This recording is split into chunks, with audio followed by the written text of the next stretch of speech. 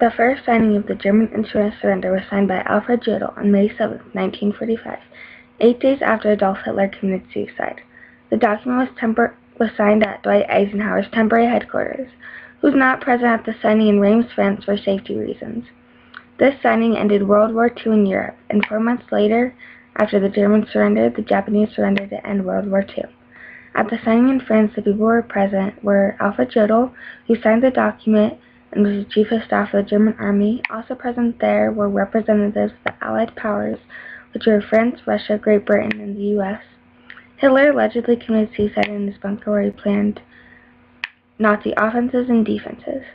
He decided to commit suicide after the Allied powers were winning the war, and after his last offense, the Battle of the Bulge, failed, because after that battle, the war for the Germans went downhill. The negotiations for the German surrender started the day after Hitler's suicide. The surrender said that the German High Command will have to issue all orders to all German military and all military under the German control to stop active operations on 23:01 hours in German Central Time on May 8th and to stay in their positions. The document also stated that if the German High Command and all military under their control failed to act in accordance to the surrender, the Allied Expeditionary Force and the Soviet High Command will act as they deem appropriate. On May 7, 1945, Alfred Jodl, the German Chief of Staff of the Armed Forces High Command, signed the surrender. After he signed the document, he stated, "I want to say a word.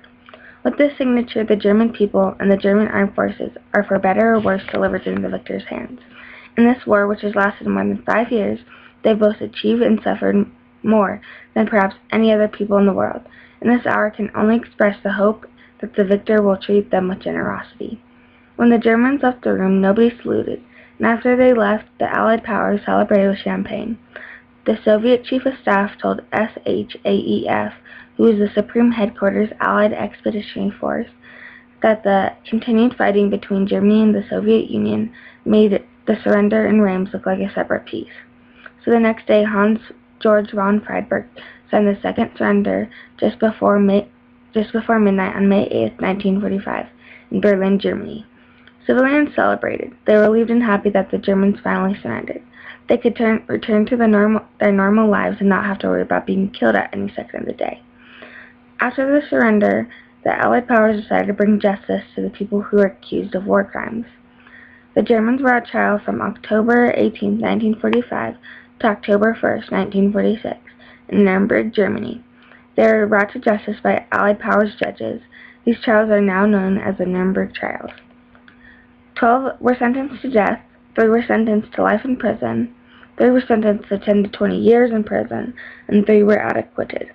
Most Germans who fought in the war returned to the jobs that they were doing before.